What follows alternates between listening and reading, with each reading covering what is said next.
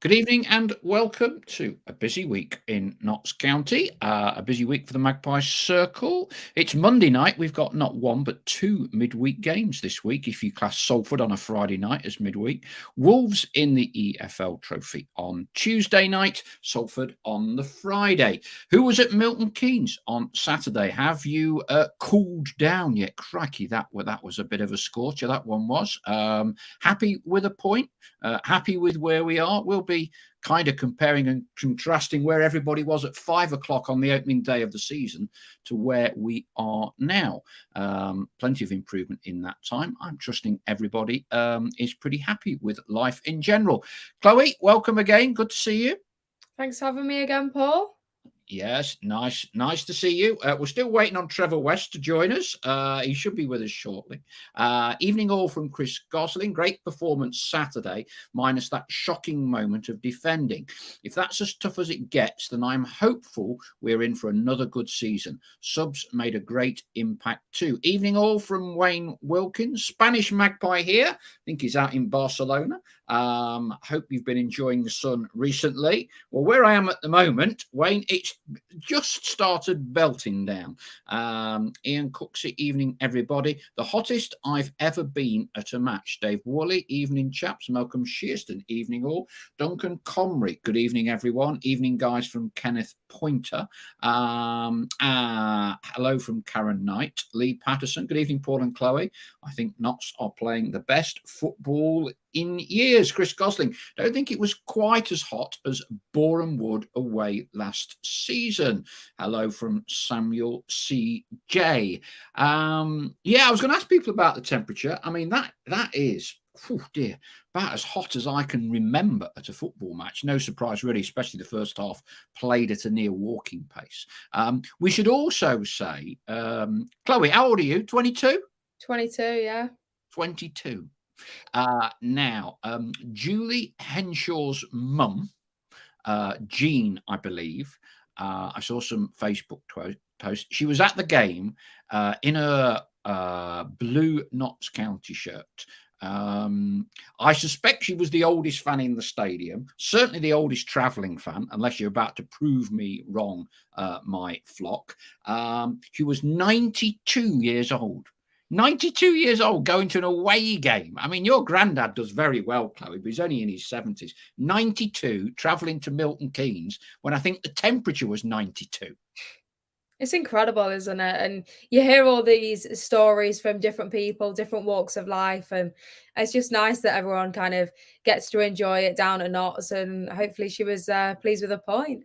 Yeah, I mean, look, it's a fantastic, to be upwardly mobile at 92. We hear a lot about our younger generation and our millennials, but I tell you that a fair play, congratulations, are in order. Keith Locke is out in Skeg Vegas. Seen lots of Not shirts. Evening all, good game on Saturday, says James Moore. Such a sweet goal for Cameron. Ian Cooksey says, Chris Gosling, at least you were in the open there. MK Dons being a bowl trapped the hot air. I mean, I think arguably it felt hotter at MK Dons than it did at that game at Boreham Wood at the end of that ridiculously record-breaking weather. Good evening from Red Hot Weymouth, says Derek Flowers. Luke Beardsley, after evening, Luke. Hi, all, sorry I'm late. Plenty of positives from Saturday. Lovely to see so many Notts shirts and fans following us. Massive respect to Jean. Adi Clark, evening, great performance and team spirit to come back in that heat. Interested to hear thoughts on defence. Are they capable of keeping many clean sheets? Chris Gosling says, we hung around for a bit after the game to let the traffic clear. As a result, we had the benefit of bumping into the players in M&S, getting their snacks for the journey home. Well, I was talking to your granddad, Chloe, in M&S having a coffee before the game. So there, now we know all this top-end nutrition, sports science. The lads go into M&S for something on the coach on the way home. Paul Taylor, I played a game of lawn bowls on Saturday in Leicester. Bloody hot, bowling at a slow pace. Felt for the players and fans. Chloe, let's just compare and contrast. So, excellent point. So you and I, your granddad, my lad, one or two others, compare and contrast 5 o'clock at Sutton United, walking back. Been a rainstorm before the game, got 5-1, finished with 10 men. Do you pinch yourself that we are where we are now, or were you never unduly concerned by it all? I wouldn't say as though I was concerned at the time. It was more a bit taken aback, right? Let's think about where we are. We're not just going to walk it. But we've kind of done not too far from that ever since. So yeah, it was a tough first game, and I don't know. I don't think anyone knew what to expect, but it wasn't that. And then we were sat on the train home, and actually not too down in the dumps. We all kind of got together and go, you know what, we're not going to do that again. You'd like to think, and if we do start doing that again, yeah, we'll get relegated. But let's be honest, we know what team we've got, and whether it was just naivety or preparation or whatever it was, nerves the first day, but they've certainly gone. Whatever's happened, it's clicked now, and a couple of draws in between, and look at where we are. It's incredible. I mean, I don't think anyone would have turned around to say we'd lose 5-1 away to Sutton, but I don't think anyone would say we're now second at the table only about a couple of months later. So it's great to see. And then the big contrasting weather as well. You'd think the August temperatures and the August weathers is what you would have seen like we did against MK Dons, but it was the reverse. And it kind of summed up both games, really. I mean, the heat and the 1-1 draw, and then the kind of absolutely poured it down at Sutton. And that's kind of how we all felt on the way back home. So yeah, I didn't make it on Saturday, but by all accounts, it was a half decent performance. Had chances to win it, but as did they. So I think everyone will be happy with the draw really. And on cue, Trevor West, my old college school coach, joins us. Trevor, have you just got back from Milton Keynes having had a very cold shower? Something like that. Apologies, the IT gremlins have been at work, but we're there now. So, hey, what did you make of Saturday? I just caught the back end of what you're talking about there. First half was instantly forgettable. I actually thought, I heard Luke Williams and Graham Alexander talking and saying that they thought a draw was a fair result, and both teams did have chances. But I have to say, I thought if anyone deserved the win, it was Notts. And it looked to me that MK Dons were kind of hanging on, in the last kind of 10, 15 minutes, the amount of time wasting and things like that. And, we had arguably the best chance of the game right at the death.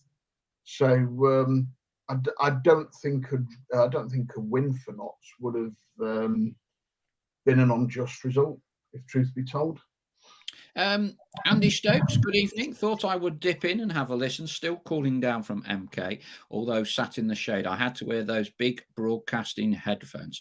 Well, thanks for dropping by, Andy. Good to hear from you. The other problem is there's no option not to hear you on a match day. That is for sure. But hey, I'm happy with the new PA system, but I know a few people say it's a bit loud, but you can't please all the people all the time, can you? But no, glad to have you on board, Andy. Derek Flowers, does having more possession than the opposition mean we should be having more shots on target with more goals to show for it?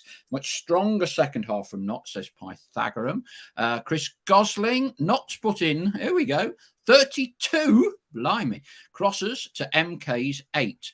On another day, we win that. Fine margins. I think this is a good point, Ian Courtesy. Crowley and Toby were outstanding in the second half. For me, I thought man of the match by a country mile was Crowley or Crowley, depending on how you want to pronounce it. I thought quality second half. Interesting positional change, wasn't it, as well, where it wasn't quite two right men, but he played quite wide with and I thought good feet, looked very sharp, and I thought they pulled a lot of triggers for those 32, I believe it is, 32 crosses. I'll tell you what I thought, Trevor, Chloe. I thought first goal was crucial in that heat. And I thought when they got it, I thought we might have a problem getting back into the game here, because clearly they were then going to shut up shop, which they did. But I thought it couldn't have been easy in that heat to go through the gears a bit more. And I thought we did. And I think when we got the goal, I thought we could have then got on to win the game. But I guess if you look in that last 2 or 3 minutes, we'll all focus on Macaulay Langstaff's header, well saved by the keeper's feet. But equally, let's not forget, you would say it was every bit as good as scoring opportunity a minute later at the other end, when the MK striker sort of like bobbling ball put the volley over the bar. So 4 points from Accrington and MK Dons. I think that's pretty reasonable. What else have we got on the boards? I thought Toby was excellent, says Luke Beardsley. His crosses were sublime. Ian Cookson, McGoldrick and Jones were missed. Yes. James Shipley, I feel Jody would have been the difference. That says it all when opposition fans say those sorts of things. What else have we got? Wayne Wilkins, good question, Dave, but don't take loads of shots like from outside the area, for example, but use their possession to get into better areas for more box entries. That's the new buzz phrase, Wayne, isn't it? Box entries, since Luke started talking about those in his aftermatch interviews. Ian Cooksey, 4 points from MK Dons, and Salford would equal a great week's work. We'll stay on the league for a minute and take things slightly out of kilter, because some people be listening to this all throughout the week. So let's kind of just stay on the league for the time being. Salford. Who remembers another Friday night in Salford? Chloe, Trevor, I'm not actually. Were either of you there for that FA Cup exit? Thankfully not. I watched it on TV though. Who else was there on that other Friday night, pre-COVID? Ricardo Moniz, fireworks being let off. It was when drones were in their infancy, and BBC Match of the Day had sent up a drone that was buzzing above the pitch. That caused quite a stir. And I think when we did a podcast with Roy Carroll, I think he said he just felt so bad before the game that we were going to lose. And I think it was 2-0. Were Salford still? I didn't even think they were in the conference at the time. I think they were kind of one of the lowest teams left in the competition. That night was the pits, says Chris Jordan. Ricardo's nightmare, says Pike Faggeran. Wayne Wilkins, as well as box entries, don't forget actions and transitions as the other buzzwords. It's all beyond me. Wayne. Chloe, now, a lot of people sort of look at Salford, the big money, Gary Neville, or that brigade, big cup run. They've got some small team from Lancashire that you work for in the next round, I believe. But in the league, they're bottom half now. Yeah, a little bit surprising, really. I went to go and watch them against Preston in the Carabao Cup at Deepdale, which isn't too far from me. And I was impressed, to be honest. I was kind of sat with my friend going, you know what? I'm a little bit worried about Notts playing them. I know this is just over a month ago now. They played very stereotypical Notts kind of football, used the wings a lot, like to have a lot of possession against a championship side. They definitely didn't let themselves down at all. Had a good centre-half pairing, played with a back four, which is a little bit different, but down the wings and we're getting some great crosses in. And I kind of thought, you know what, these could be a force to be reckoned with, but it doesn't seem to have clicked really since, like you say, bottom half of the table at the minute. So it will be interesting to go down to Salford on Friday and see if they do still play a similar type of football. And if they do, I think it might play in our favour, really. If we get the opportunity to play against a team that also likes to play football, I'll always kind of back us to get the 3 points there. So like somebody says earlier, if we can get 3 points on Friday and a point from MK Dons and then the Accrington game as well, we're laughing, really. Dale Pike, it says, me and my lad was there and he got Roy Carroll's gloves after the game. Well, I'm pretty sure Roy Carroll didn't want to keep his gloves as a reminder of that night, from what I can remember it. Northern Premier, Paul says, Ian Putsey, when we played them last, averaging 2 points a game equals automatic promotion in the majority of seasons. Trevor, oh dear, there's some interference in a minute. I don't know what's going on there. Salford, they're not quite such a club as unpopular as MK Dons, which, to be fair, is going some. But there is a little bit of antagonism towards them, isn't there, in terms of the money and all the rest of it. Does it bother you at all the way Salford have gone about it, or not? No, not at all. No, good luck to. I think anything that kind of shines a light on lower league football, as it did with Salford and dare I say even Wrexham.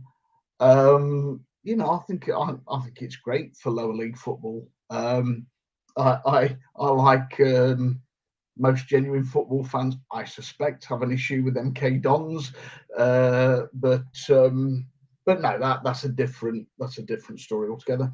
Now, I think obviously, you want to beat Salford, not just because you want to win the game, but would be nice to put one over on the class of '92. But no, I don't have an issue with with clubs doing that, and at least they came up the right way. Yes, they had money, but you've still got to earn the right to be promoted, and they didn't have it all their own way. So now, as far as I'm concerned, it's a decent story. Yeah, I mean, it was interesting, Chloe, that we there's a lot of focus on Wrexham. I mean, Salford has spent a lot of money. I think Gary Neville uses the line that Salford are run sustainably, and the owner, Peter Lim, the Malaysian billionaire, agrees to fund the losses. Yeah, well, that makes it an unsustainable club in my eyes, other than the owner propping the club up. But me and Gary will have to disagree on interpretation there. Spent a lot of money. In some respects, it's refreshing a little bit. Bradford are finding it tough at the minute. Salford a very good cup run. Money doesn't automatically put you at the top end of the table, does it? Yeah, absolutely. And I'm sure we'll see something again similar to the Wrexham story. I mean, they're slightly similar in terms of like their owners have gone in, spent a lot of money, but I think Salford were kind of one of the first clubs to really do it and have the big time owners, the celebrity owners as such. But I think people are maybe more accepting of the Salford story because it's run by ex-footballers, whereas the Wrexham thing is just by actors, really Hollywood actors. But they are similar stories, and Salford came up from nowhere, and it is nice to see that a smaller club is given a chance. Absolutely, money doesn't talk. I mean, we don't really spend a lot of money on transfers. I mean, I don't know what our wages are like, but again, I'd feel like we're a more sustainable club than they are without looking at the books and everything like that because of how we've been ran since the Danes came in. But it's interesting because you've got somebody like Wrexham looking at last season, who did spend the money, and then you kind of look at Notts, who instead of going for League Two, League One players, went for the 50 grand Macaulay Langstaff, and they went up both the same season. So it'll be interesting to see how we both do. And like you say, there's a few clubs in there that aren't doing so well, that you'd expect to be maybe further up the table, like Doncaster. So money doesn't talk. The transfer window's closed now, which we're not as used to being out of the EFL. We're kind of used to doing our own thing whenever we want to. So it'll be interesting to see what happens in January again. See if more money's been spent, if clubs aren't where they're expecting to be. So it is interesting. And like you say, it's always nice to get one over on these teams that are always kind of in the spotlight. And yeah, like you say, rewrite the story from the past a little bit, but it was a very Ricardo Moni's performance away from home. It was very typical of him, but we seem to be doing better away from home now on the road. So hopefully it'll be a better performance and a better result than it was last time. Luke Beardsley, I feel like we owe them one after the embarrassment from that FA Cup performance. James Moore, I remember watching on TV all the Man U legends hanging around and stealing the limelight. Ian Cooksey, neither City nor United were playing Saturday. And they had a gate of 2,847, only 85 more than Notts took on Saturday. Says it all to me, is what kind of club they are. Notts took more than Crawley and Forest Green got at home, says Ian. Ian, I knew this would come up. This game is being played on Friday as an experiment to see what kind of gate they get. I think this was something where I don't think Notts were too happy about it. They wanted to trial a Friday night game, see if they can get more fans. They made a request to the league, not proposed the move, but unfortunately, the league went with. Sorry about this noise. We'll try and kill it in a minute. But unfortunately, the league went in Salford's favour. Any issues for you, Trevor, having to go on a Friday night rather than a Saturday? I prefer it if it was on a Saturday. I am hoping to go, but it will depend a little bit on kind of work commitments. Trying to get to Manchester on a Friday night is, not brilliant. But if I can get there, I will. But if not, I'll watch it on the live stream. So thankfully, because of the, it's not subject to the FA rules or the FIFA rules or whatever about games being broadcast at 3 o'clock on a Saturday, at least that's an option. So if I can't get there in person, I'll watch the live stream. You're a bit of an attendance expert, Trevor. What's we've discussed this on the previous shows and all the rest of it. I mean, you're same age as me. Well, you're a bit older. Thanks for pointing that out, Paul. Yeah, you look a lot older. You got more hair than me, but you look a lot older. What'd you put it all down to? I mean, not just home crowds, but the volume of away fans travelling now. Yeah, it's quite incredible, and I think a lot of it is, I'm sure it's what they're seeing on the field. It's not just that the club are being successful in terms of getting promotion and that sort of thing. But I actually think the brand of football that they're playing is, they are, and I've said this to other people, they are a joy to watch at the moment. Got some great attacking players. They're going to have a lot of the ball. I think it's the product, the atmosphere. You mentioned about the PA earlier, and it shouldn't make a difference, but it does. And I think, I seem to be seeing more and more younger people coming down. You'll know, Paul, that when we were much younger, Notts were considered a kind of an old man's club, really. It's and all the young boy racers went to go and see Forest, and it was just all the old people went to see Notts, and that's not the case now. It's a great, I suppose it's the whole match day experience, if you want to call it that. And I think while ever they are being successful and they are playing this brand of football, I think you get people who maybe would have dropped in 1 or 2 games a season and now coming far more regularly because of the product that's on offer.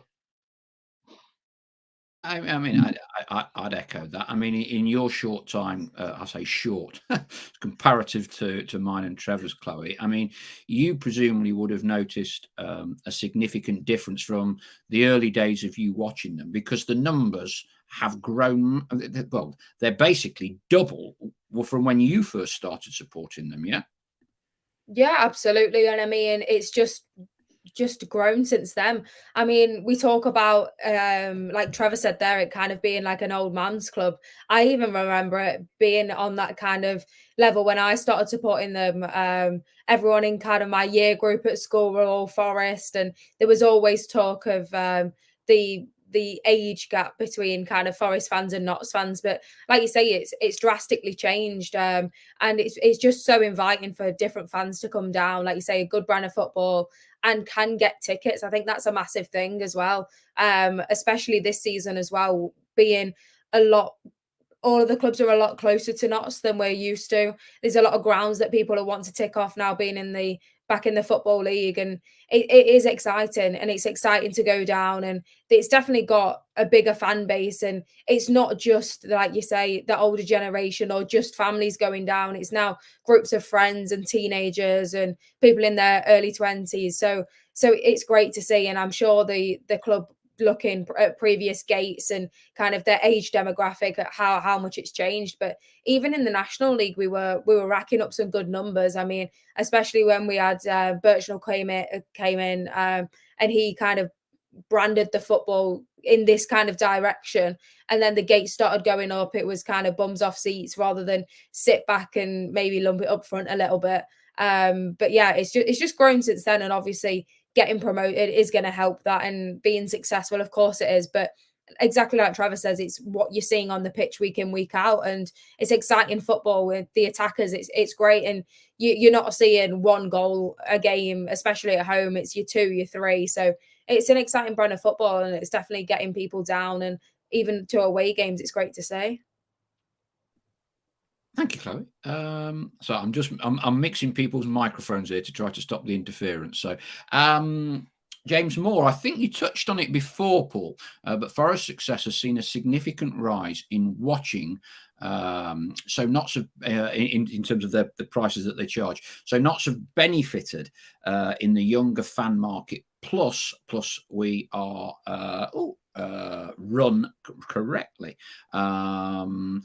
I believe people are telling us now that there are no seating tickets left for Salford. I do believe when we last went, it was a proper Northern Premier ground. I remember being stood up just by the side of the pitch with a stanchion separating you from the pitch. They've got some stands I know they've put up now. There were 1,153 seats, someone is pointing out, and they have all gone now.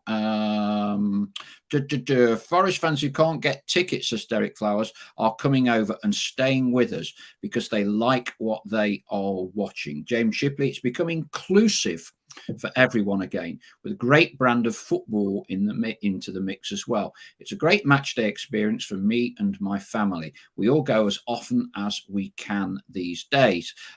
James Moore, we play attractive football, and Notts has always been a welcoming club. Lippy Jane, Friday night on the M62. Yuck, we are going on public transport and staying over. It's not ideal.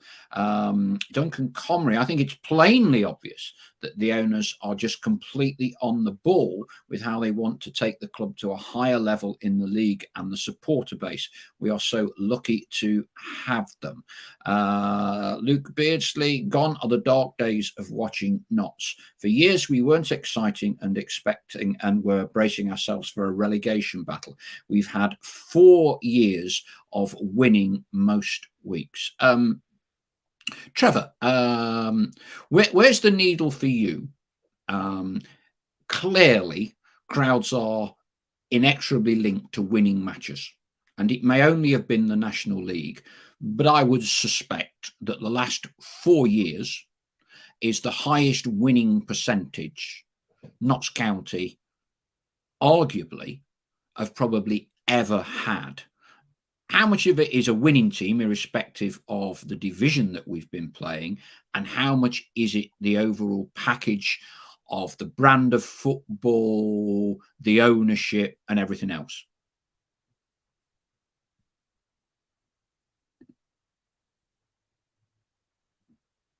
Switched off.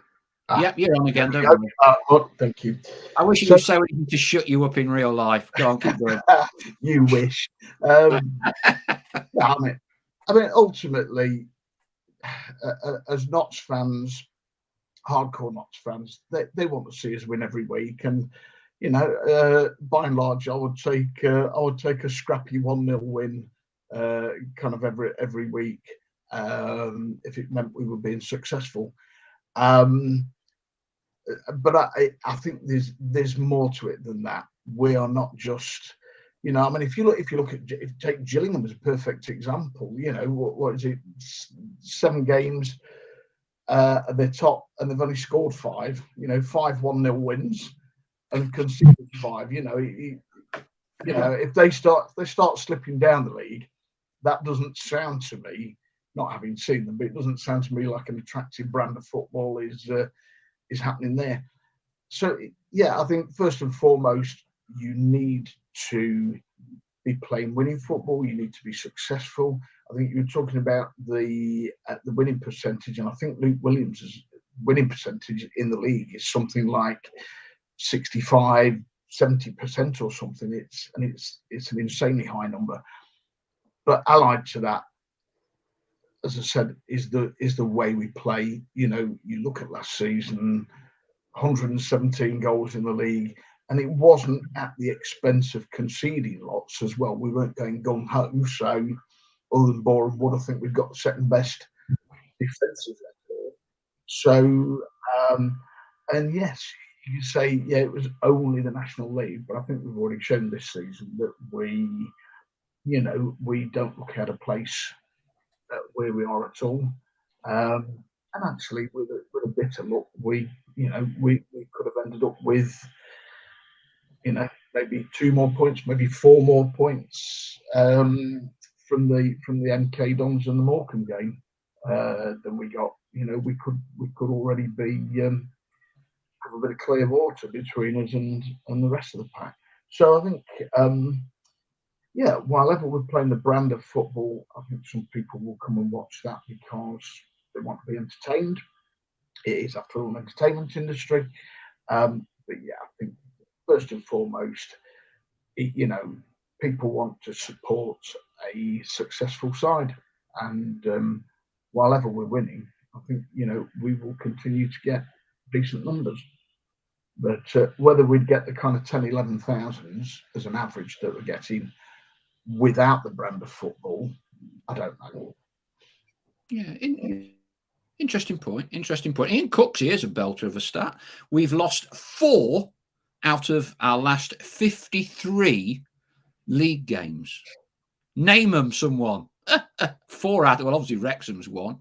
I think I've seen most of them. Aldershot would be another one.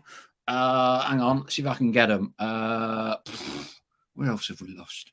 Wrexham, Aldershot. Did we lose at home somewhere? Dagenham and Redbridge at home? Well, that's 3. Trevor's obviously mouthing away, but I've put him on mute, so there's no he can say. He can't interrupt me. Chloe, younger person's perspective. Interesting. Trevor comes from a similar generation to me, and I think it's fair to say we view this debate through a prism of football results transcend everything else. I would rather go and watch Notts win 1-0 with 1 shot per game for 10 consecutive games than go and watch 10 consecutive games and we draw 3-0, 5-0, win 6-1, lose 4-1, just because I think that was an era in which we're brought up in. I think people now, you tell me, I think the younger generation expect more entertainment.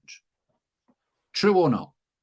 I'd say that's fair. I'd say that for both season ticket holders and for kind of your not so regular fans, you go to the games obviously wanting the result, but wanting to see the good performance. And we've been blessed with both of those now for quite a while, which I don't think we ever saw coming. Obviously, if you said to me right now, for the rest of the season, it's not going to be great, but we're going to win 1-0 every week and we're going to get promoted and we're going to win the league, I'm not going to tell you no, and that's not what I want. Of course I want to see us win, and of course I want to see us get promoted and get to whatever league we can end up in. Yeah, fantastic. And as a season ticket holder myself and someone that does go to a lot of the away games, you do go wanting a win, of course you do, but the brand of football we're playing now is just another positive because we're doing both. And I think as well, especially away from home, a lot of people don't mind seeing a point shared, as some may say, especially against teams like MK Dons, as long as they've put in the performance. And I mean, me and my granddad speak about it all the time. And I think this is more talking away games than it is home games. You expect to win your home games, especially our record for the past few years. Meadow Lane's been a fortress, and we've got most of our points there. Going to an away game, it's harder to expect 3 points, even with the way that we're playing and how well we've done the last few seasons. And it's more going somewhere and saying, as long as we take the game to them and we can do all that we can, I don't mind sharing a point, even losing sometimes. That me and my granddad have this conversation a lot. As long as you see that they've put 100% effort in, and sometimes it's just not your day. So I think that it varies. I mean, everybody wants to see us win every game. Yeah, great. But at the same time, you want to see the brand of football that we are playing and bums off seats moments. And like you say, that doesn't always mean a win, but we've got the best of both worlds at the minute. But I think more in terms of the home and away, you probably expect the result at home and you want the performance away, really. It was a general rule of thumb. That's just my opinion, really. Luke Beardsley, I think the Notts media team have really helped. The content they've put out over the past couple of years has been excellent. Neil Woodison, he's from a similar generation to me. Results over performance any day. Well, let's see how we get on at Salford. Let's flip it a little bit to the EFL Trophy. Rules and regs for this, because it's not straightforward. I did have a quick chat with the Notts aforementioned by Luke PR team today, because I knew people would be asking who do we leave in, because we've got 2 games in 4 days, haven't we? Tuesday night and then Friday night, so that's quite a quick turnaround. Basically, it's not quite this straightforward. Basically, we have to play a minimum of 4 players from Saturday. There are nuances to that, so we could make 7 changes against Wolves Tuesday night if we wanted to. We operate with a very small squad, Trevor. I mean, your football, we're all playing Football Manager. What are you doing for Wolves? Are you playing the minimum 4 players that you've got to, or are you going for a stronger team? I'd just go with the bare minimum. You got a big game Friday. You just had a big game in sweltering conditions on Saturday. My view has always been, for many, many years, and I don't see any reason to change it, with these kind of competitions, you either want to get to Wembley and win the thing or get knocked out as quickly as possible. So I know we have to play 3 games or whatever, but they don't. I suppose the only purpose they serve really is to give some of the fringe players a good run out. So I'd expect people like Junior Marais to start, give them a game. Will Randall, people who have been on the kind of periphery a little bit, I can't see anything other than kind of a maximum rotation of players. And in terms of the small squad, actually, I personally don't think that's a bad thing, because every player does feel as though they're part of it. You don't, if you had a squad of 30 players, there's going to be an awful lot of players who are not even on the bench. So I think that worked really well for us last season.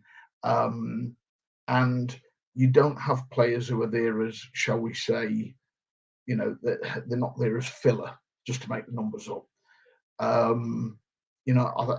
think, we've got a really strong squad throughout. Yes, might be light on numbers, but I do feel that I don't really see kind of any weaknesses in the squad we've got.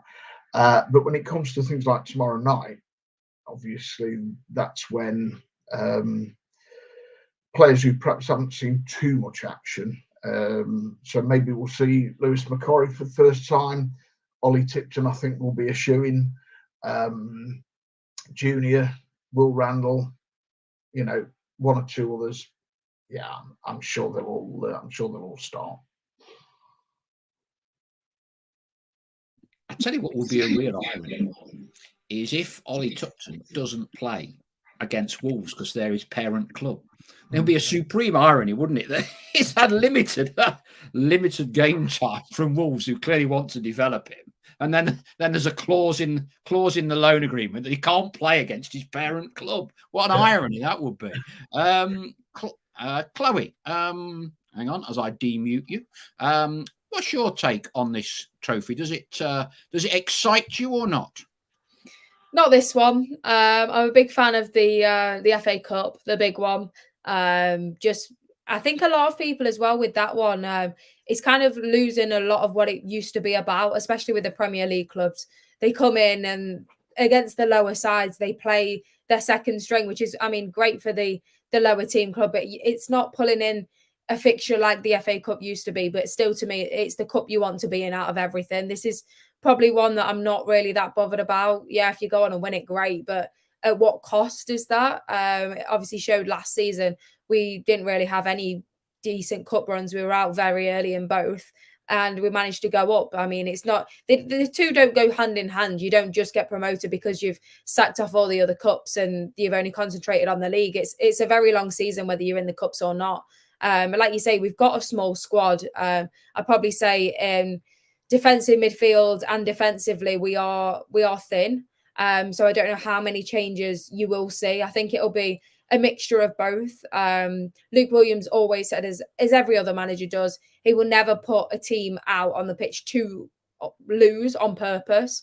No one's going to do that. And if we can get by with playing a half a string side, then great. But it's not something that I'd be playing the best players for. I wouldn't be. We always say about injuries, and anybody can get injured in any game, but I wouldn't be risking the likes of Langstaff for this game. But it is a good opportunity to see what we have got on people on the fringe. I mean, we've had Adebayo rolling, who every time he's come in has looked incredible, and had a really good pre-season as well. But it'd be maybe nice to see him start a game. Then you've got people like Jim O'Brien, who are kind of in and out of the team when we need them. So it'll be interesting to see how we do, but it's not something that I'm looking for us to go all the way in, really. Dave Woolley says we're not going to win any cup competitions, so concentrate on the league. Luke Beardsley, that's a decent point. I'd like to see some of the academy players given a chance, e.g. Luther, Cisse, Charlie Gill. I remember Charlie Gill coming on, playing, I forget who we were playing against, but looked really good. And I think a lot of fans really enjoyed seeing a local boy made good and looking really hungry to play in the game. So it'll be interesting to see, I guess, how many of those, because you've kind of got established first teamers, squad players, and then you go into the 18, 19-year-olds. And it'd be interesting to see how many of those 18, 19-year-olds get an opportunity tomorrow. James Shippey said, I want us to give this competition a go, but I'd rather us go stronger against Derby and Lincoln. Playing Wolves kids doesn't help us much. And with next game Friday, it's not worth any risks. James Moore says, Toby, Jim O'Brien and Sam need some game time. Duncan Comrie, my four would be Stone, Chickson, Adebayo Rolling and O'Brien. Now, this is where it gets complicated, Duncan. If you want to, it probably will not shed a great deal of light on it, but read the rules and regs that the club have published on the website. It's 4 of the 11 starters. Now, Toby didn't start, and nor did Jim O'Brien. So they would, so by all means, I do strongly suspect they will play, but they wouldn't be classed as the 4.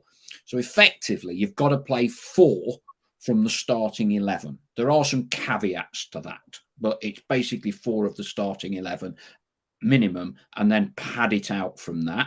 Now, I trust we know that there is no extra time, 1 point if it's a draw at the end of 90. And Trevor, how about another penalty shootout? Why not? Yeah, we've proved we can win them. Yeah, you know, it's as I say, if we progress and we do well in it, and we end up getting to Wembley or wherever they decide to play it, and we win it, all well and good. But I wouldn't want to think that we get 3/4 of the way through the season and all of a sudden this trophy is kind of getting in the way of our league campaign.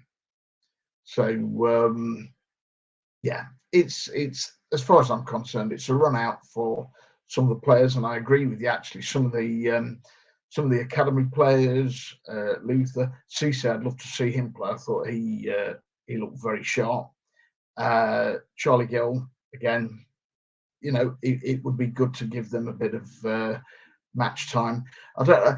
What would be the rules, do you think, on if you started with 4 from Saturday and then subbed 3 of them after 5 minutes or whatever? And not sure you get away with that, but I don't know how many subs are allowed on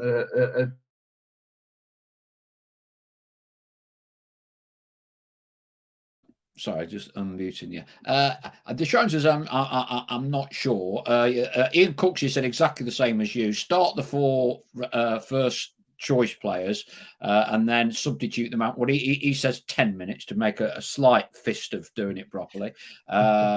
Chris Gosling, anyone who has played more than 40 games is a qualifying player for the 4. Rules very complicated. Yeah, and if you have played, if you're in something like the top number of players that have made appearances, it's very complicated, I have to say, and I don't propose to bore you all by reading it out.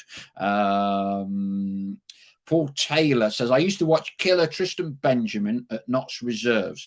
They were obviously going to be regulars. Are any of our youngsters? I think the game's moved on a lot, Paul, now. There is no such thing. Chloe's thinking, what on earth are these old timers talking about here? There is no such thing as reserve football anymore. It doesn't exist. You have age group football, and the clubs will then arrange periodically private behind closed door matches. Gone are the days when we would go and watch the North Midlands League, the Pontins League, and all of those where you were 17, 18, and it was men's football. The way football has evolved now, it's basically age group football and then first team senior football. There isn't a lot in between. And clubs now make a lot more use of the loan market. Chloe, let's just bounce back to you while I fiddle around with these microphones. It's not straightforward now. Right. I want to go back to players that have impressed you so far this season. Who would you say has been, and please get on the keyboards, who's been your standout player for Notts so far this season? I'd probably say Crowley, to be perfectly honest. Over the whole season, yeah? Yeah, over the whole season so far. He's really impressed me.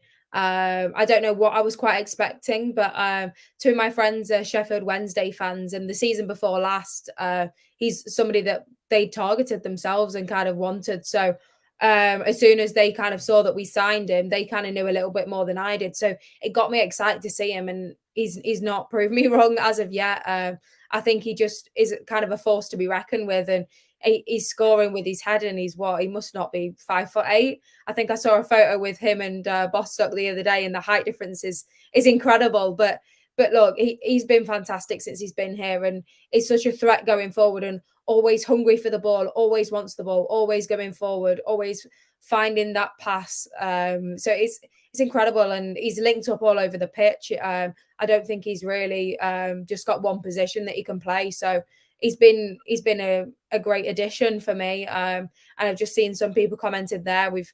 We're so lucky as with the side that we've got. You obviously look at McGoldrick, Bostock, people like that, and then you've got the younger players in. I mean, Jody Jones was a great signing. I mean, as soon as I saw that he'd been released by Oxford, I was hoping that we were gonna make it permanent, and you can tell that he loves the club. I think we've got some of the best wingers in the league, and a lot of our goals come from crosses into the box. But I just think Crowley makes us tick really throughout midfield. It's more going from midfield into attack for me that he that's where he's in the spotlight. He's just creating them links all over the pitch and is helping us go forward and score goals and get assists. And he's been incredible. And somebody's just said he's filling that Ruben gap with a bit of he brings a little bit of magic to us, which is great, and he's fitting perfectly for me. Plenty of thoughts and nominations from our flock. Ian Cooks, he says, Bostock and Crowley, Dale Pikett, Crowley, Malcolm Shearston, Crowley and Bostock, Chris Gosling, Bostock, Crowley, Jones, all tied at the minute. Jones and Crowley, says Chris B. John Bostock says Lee Patterson. James Shipley, not the overall standout, but I wrote Brindley off for this season, and he's making that sweeper position his own. Luke Beardsley, Bostock, Crowley and Jones have been excellent. Crowley says Mickey Blue. Crowley has been excellent and filled the gap Ruben left, says A.D. Clark. Crowley says K. James Moore, John Bostock just oozes class for me. Get a 3-year deal in front of him as soon as possible. Hang on. Oh, they're all coming in here. Crowley for me, says Gerard. I can't pronounce the surname. Perfect signing after losing Ruben. Luke Beardsley, how did we get Crowley on a free? I can't imagine Morecambe ever releasing him without financial issues. Duncan Conway, if Randall is half as good as Crowley, we've got another gem. Dan Crowley, not bad for a free transfer, is it? Says Dale Pikett. Derek Flowers, hands up, I didn't rate Bostock at first. Ruben who, says James Shipley. Ian Cooksey, nobody has mentioned as missing Ruben. That's the ultimate compliment to Crowley. I think he was certainly man of the match without a doubt on Saturday for me. I think if I look at it over the course of all of the games so far this season, then I think John Bostock is a fair way ahead of everyone else, in my humble opinion. I think he's the one player that has oozed class. Perversely, I thought the first 45 minutes on Saturday, he wasn't quite at it, and when do you ever see John Bostock miscontrol the ball, misplace a pass, didn't quite get the ball under for a couple of shooting opportunities he might have had? They are quite literally the first time I've said, crikey, he's not done 100%. So for me, it would be John Bostock. Trevor, unmuting you, what's your take? I can't really disagree with anything that's been said. So for me, I mean, one name that's not been mentioned in any of those, and I am a huge fan and have been for a long time, is Aaron the Man. Just because he's the sort of player that gets me out of my seat. I love to watch him taking on defenders, beating them for pace, a little bit of trickery. But I think as far as this season's concerned, John Bostock, Dan Crowley, Jody Jones, I think they're the kind of standout three. It's and although he's done absolutely nothing wrong, nobody talks about Matty Palmer at the minute, and he's been an outstanding player for Notts for last couple of seasons. But at the moment, it's the kind of the Dan Crowleys, the Jody Jones getting all the plaudits. But like I say, I think John Bostock is almost like the kind of glue that holds it all together. Oh, and it looks like Trevor has froze. That's the first time I've ever seen him as still as that for a long while. Luke Beardsley says, I think Matty Palmer deserves a mention. Him and Bostock work so well together. The one player you always notice when he isn't on the pitch. James Moore, it just goes to show the Reach brothers' influence in the quality of all these signings. How lucky we are to have them. Chris Gosling says, we take Palmer for granted, as he always plays a minimum 8 out of 10. Chloe, in terms of picking the team tomorrow, as they are such vital players to us, would Bostock and Palmer, either of them, be in your starting 11, or do you leave them out and keep them fresh for Friday night? I think you'd have to play one of them. I don't think it really matters which one. just because I don't think we've got that many options in the roles that they play. You could possibly put Jim O'Brien in there as like a central midfielder, as long as he doesn't get too far forward. I know in his new role, he likes to make a lot of the runs and get further forward. But again, he can do a half decent, well, more than half decent job in the centre of midfield. So I'd probably say one of them and Jim O'Brien is what I'm kind of expecting. And then much of a muchness at the back. You'd probably see Rawlinson come back in. Like you say, give Brindley a little bit of a break. You probably see Chickson and maybe Adebayo rolling, and then probably maybe Cameron as well. Either him or Baldwin, I think. We've got a few different choices at the back. You probably see the goalkeeper start, just because it's then one of them 4 players ticked off immediately. Or if it wasn't down to that, you probably see Slow come back in. And then, yeah, I mean, take your pick out of people going forward. But I think you'll see half rest and then half first team.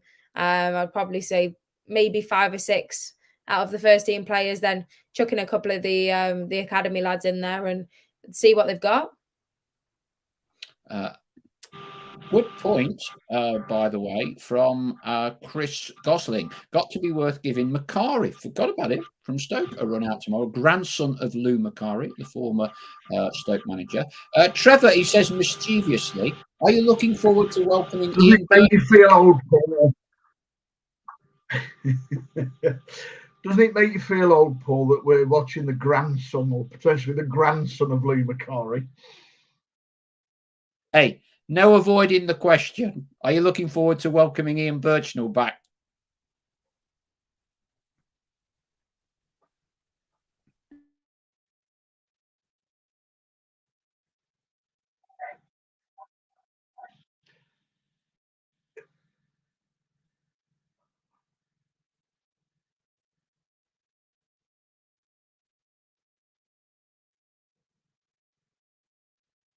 Paul, you've got yourself on mute.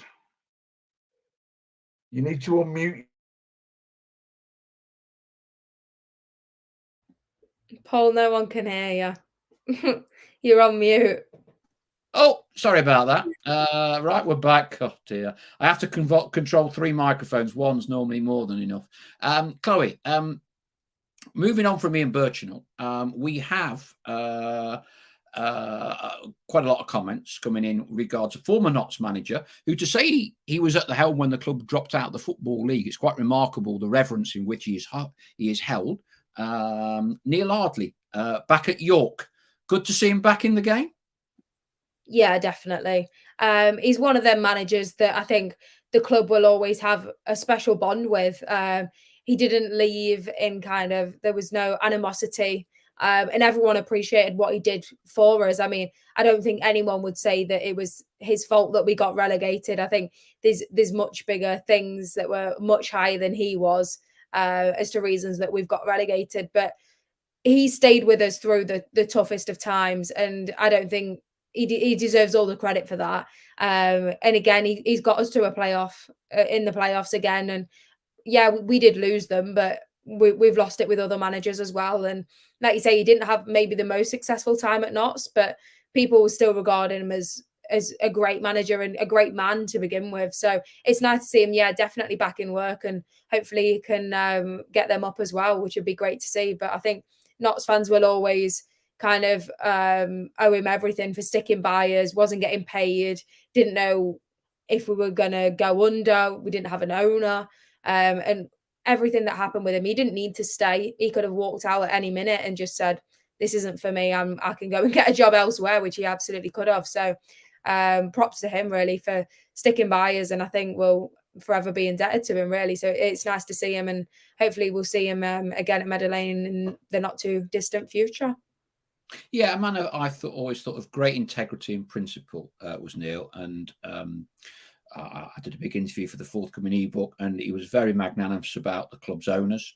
A really good guy. And the only point I was saying was it's very unusual that, irrespective of where you apportion blame, for someone to have been at the helm when the club drops out of the league, it's a measure of the man.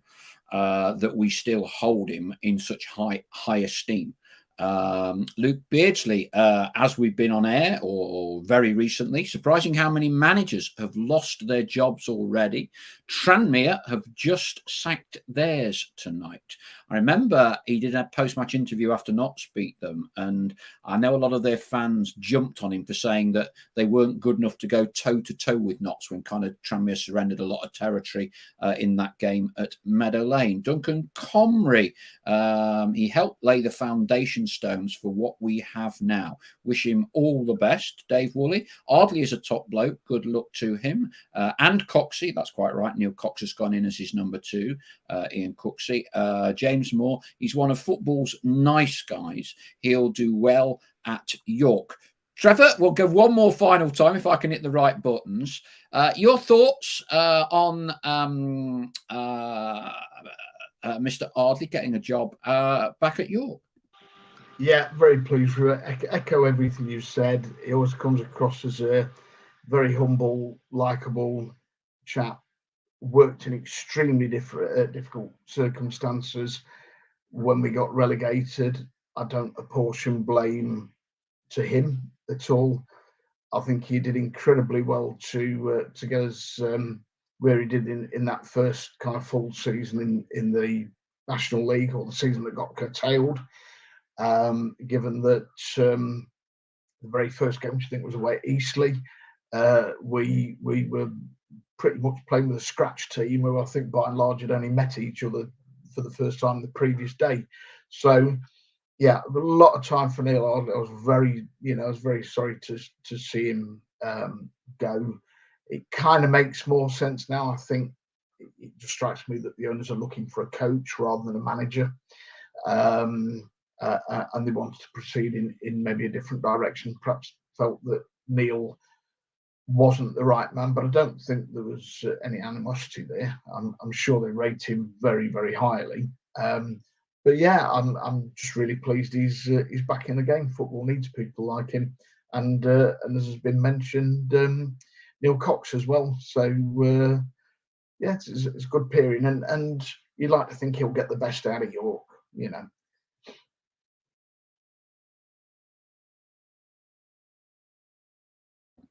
You're on mute again, Paul. What would I do without Chloe, eh? All right, I'll unmute myself. Normally people complain they hear too much of me, not too little of me. We've done that one. AH will always carry the blame for relegation in my eyes, says James Moore. When the book comes out, there will be quite an interesting chapter on that, and we talk at length with Neil Ardley, and perhaps gives us a few insights into what did go on and didn't go on. And it is an interesting debate as to where you would hold responsibility for that relegation. And we look at that in the book fairly extensively. But onwards and upwards. Wolverhampton Wanderers Tuesday night, Salford away on Friday. Look forward to seeing you all out and about. Thank you very much indeed for Trevor, to Chloe tonight. We will be back next Monday evening. Maybe we'll be back, well, hopefully we could be back on top of the pile on Friday night, couldn't we? Come about, well, depending on how much extra time there is, an additional time, by about 10:30, we might be top of League Two again. Thank you for joining us tonight, and look forward to catching you all soon. Cheers for now. Bye-bye.